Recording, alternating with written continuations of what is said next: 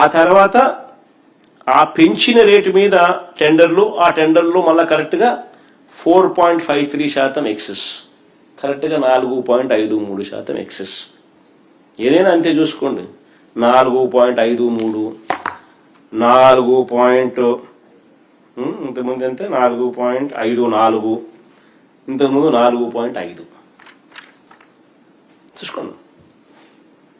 మళ్ళీ కాంట్రాక్టర్కు జిఎస్టీ మినహాయింపులు, ఎన్ఈసి మినహాయింపులు, సీనరేజులు, వీటి రూపేణా మళ్ళీ అదనంగా మరో 163 కోట్ల రూపాయలు లబ్ధి.